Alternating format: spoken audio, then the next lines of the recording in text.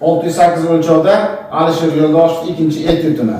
Demak, bir mustahkamlab olamiz, keyin keyingi darsimizga o'tamiz. Demak, kichkina notalarda chalinadi.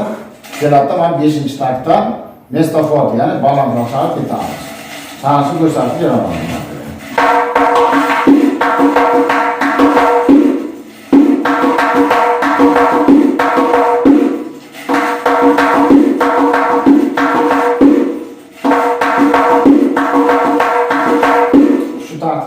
Kichkinaga keladi. 5-takimizdan keyin mestafot, balandlashib ketadi.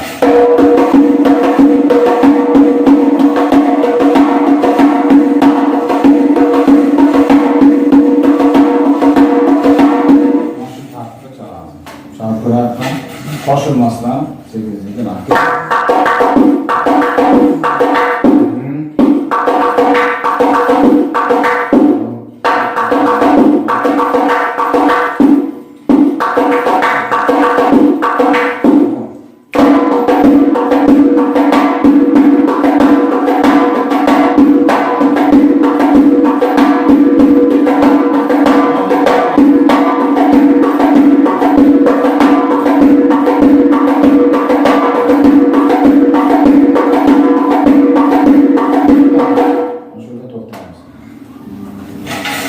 Sekinlashib, kelayotgan tartibda ketamiz.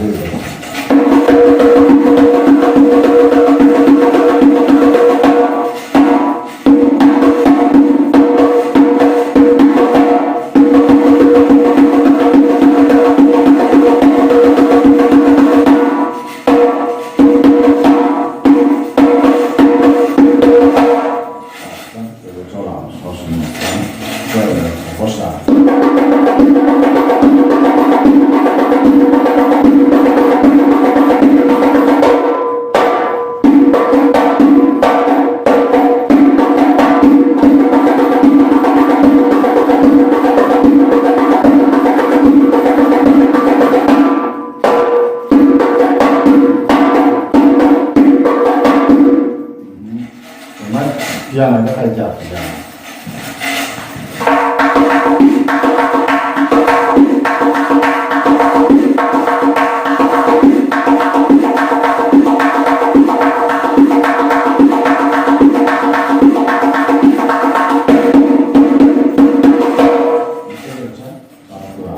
Kichkina piyano.